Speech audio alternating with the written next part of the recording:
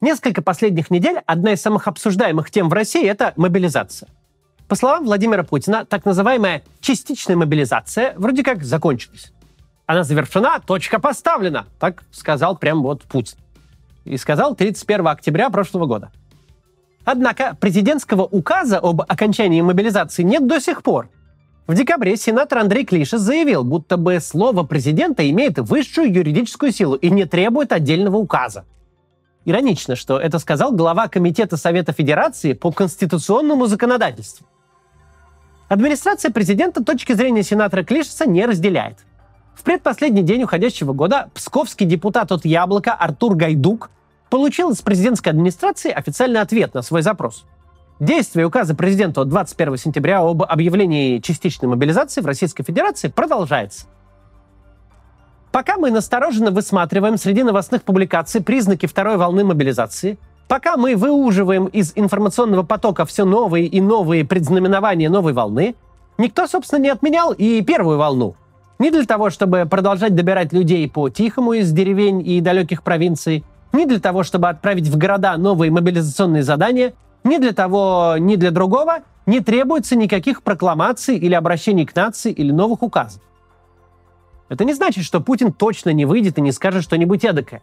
Но обращение Путина – это опция совершенно необязательная. Более того, если власть решит, что ей выгоднее всего тихонько отправлять на смерть людей из российской глуши, в надежде, что остальная Россия этой трагедии попросту не заметит, в этом случае открытое обращение президента только повредит. Сегодня поговорим с вами о том, кого именно путинская власть рассматривает как первоочередных кандидатов на отправку на войну, чья жизнь, по мнению системы, более всего переоценена. Любой продукт имеет свою целевую аудиторию. Марки автомобилей, пакеты сока на полках в магазинах, кинофильмы и блоги. Каждый из этих продуктов рассчитан на определенного покупателя и удовлетворяет какую-либо его потребность. В доступности, например, или в комфорте, или в статусе. Некоторое время назад в посвященных мобилизации пабликах во ВКонтакте стали появляться странные ролики. Как я понимаю, оригинальная группа, в которой все это выкладывалось, уже удалена. Но такой, простите за выражение, кринж интернет запомнит надолго. Каким добровольцем-то? Тебе что, крыша поехала? Тебе жить все надоело? Мне надоело в 4 утра вставать и работать во дворе. Потом в 6 утра идти на эту гребаную почту за 10 тысяч в месяц. Потом в надежде ехать в город, продать что-то из домашнего, чтобы денег немного заработать. И вы, два друга, каждый вечер мне предлагаете нажраться в хлам. Вам самим не надоело? Каждый из коротких роликов посвящен той или иной истории из жизни простых россиян из стереотипной глубинки. Вот, например, душещипательная зарисовка о дедушке, который пытается продать свой старый автомобиль какому-то сомнительному гражданину из-за того, что ему буквально не хватает денег на хлеб и сосиски. В последний момент из-за гаражей выходит его внук в военной форме и радостно сообщает деду, что машину продавать не надо. Он, дескать, контракт подписал, деньги получит. Теперь-то они заживут. Или вот, например, история о том, как пожилой ветеран боевых действий снова отправляется на войну, чтобы купить дочери iPhone. На заводе ничего не заработаешь, да и зарплату постоянно задерживают. Не расстраивать же дочурку. Ну или еще один сюжет про коллекторов. Подстерегли черти молодого парня, деньги выбить из него хотят, угрожают, а он им раз и достает контракт на службу в армии из широких штанин. На федеральную статью ссылается, мол, кредитные каникулы для тех, кто в армию идет. Никаких больше долгов, кроме долга родине. И такой абсурд повторяется из раза в раз, из ролика в ролик. Войну продают как панацею от любых жизненных неурядиц. Не можешь впечатлить девушку? Иди воевать. Женщины любят мужчин в форме.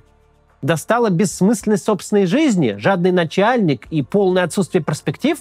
В армии тебя ждет карьерный рост, дружный коллектив, а главное – финансовые возможности. В финале большинства видео, как по законам жанра, герой возвращается домой с деньгами, почестями и широкой улыбкой на мужественном лице. Путинскую мясорубку рекламируют так, как будто это букмекерская контора или беспроигрышная лотерея. Легко, приятно, а главное – с гарантированной прибылью. Красавчик. Да. Стоит открыть любые, даже самые провластные источники информации, чтобы убедиться, насколько реальность далека от этих циничных агиток. Российское руководство публично признало потери во время удара по базе мобилизованных в Макеевке. По их данным, это 89 человек погибших. Учитывая, что Минобороны никогда не отличалась точностью в подсчетах, речь может идти и, скорее всего, идет о сотнях погибших людей. Российские солдаты отправляются на войну почти без подготовки и без нормального обмундирования. Запасы вооружения иссякают. Представить себе ситуацию, более не похожую на те сладкие сказки, которые зрителям рассказывают, в этих роликах, просто невозможно. Люди возвращаются, дай бог, если возвращаются, к своим семьям без рук или ног, или с покалеченной психикой. Какое уж там порадовать близких. Вообще, когда смотришь эти ролики, возникает легкое недоумение. В какой-то момент начинаешь думать, может быть, они сделаны по секретному заказу ЦРУ или Госдепа? Может быть, бюджеты выделила масонская ложа? Иначе как объяснить тот факт, что авторы в своих роликах буквально разоблачают путинскую политику последнего десятилетия?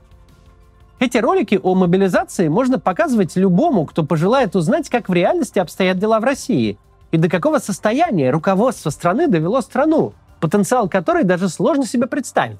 Я уже год как дембельнулся, и все одно и то же.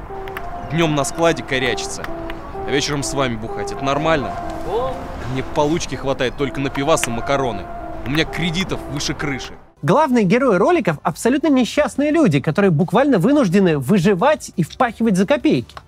И важно, что эти истории показаны как нечто совершенно обыденное. Пенсионер машину продает, потому что ему денег на сосиски не хватает. Кто-то работает на почте за 10 тысяч рублей, а у кого-то война — единственный способ спастись от долгов. Самое странное, что российская пропаганда никак не может определиться, что же она хочет сказать-то. Параллельно с рекламой, призывающей людей записываться в добровольцы, потому что не на что купить сосиски дедушке, в сети появляются другие ролики, которые призваны высмеивать загнивающую Европу, страдающую от собственных санкций.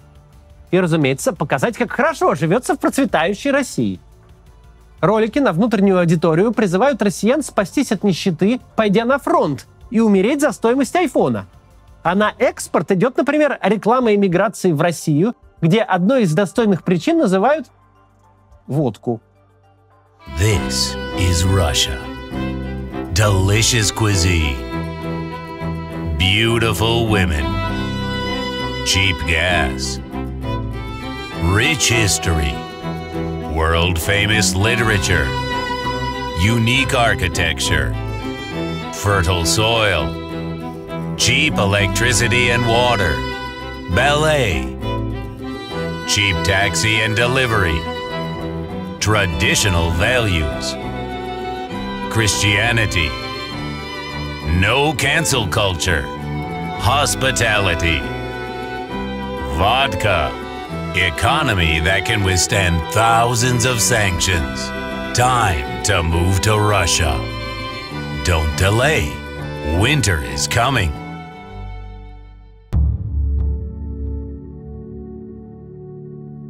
В начале этого видео мы с вами говорили о целевой аудитории. Ясно, что когда остальные ставки проиграны, единственный выход — давить на боль тех, кому и правда нелегко. На людей, которых стерегут у подъезда коллекторы, людей, которым не на что купить лекарства и еду. На тех, кто живет в не самых благоприятных условиях и в не самых благополучных местах. Все это делается только ради одной цели — отправить человека на смерть под лирическую музыку и обещание счастливой жизни. С точки зрения пропаганды, мобилизация — это продукт, который нужно продать. Нужно обязательно отыскать целевую аудиторию, которая еще может его купить.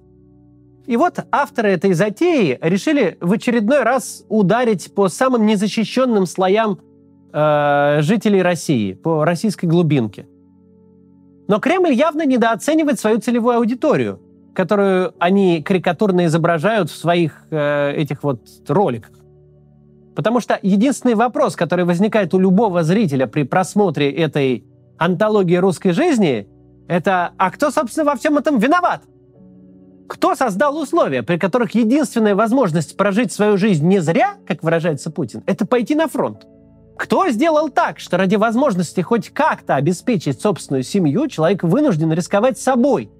Кто отобрал у людей право на сытую и достойную жизнь в своей стране? Нынешнее российское руководство раз за разом обесценивает жизнь человека, его устремления и мечты, его работу и достижения. Для них он не более чем одноразовая деталь, которую в любой момент можно заменить другой, точно такой же. Они пытаются заставить россиян пойти умереть то во имя Великой народной войны, то ради высшего блага, то за айфон. А главное, внушить нам, что у нас нет никакого другого выхода. Так вот, это неправда. Выход есть. Если вдруг так случилось, что кто-то из ваших знакомых оказался в непростой ситуации и проходит через трудности, обязательно скажите ему, что его жизнь важна. И каждая жизнь, вопреки утверждениям Путина и Соловьева, важна. Кремлевские деньги выглядят соблазнительно только в пропагандистских роликах. Война — это не социальный лифт и не выигрыш в лотерею. Это неизбежное горе, потери и трагедия для всех, кому вы дороги. Ни в коем случае не ходите на войну. До завтра.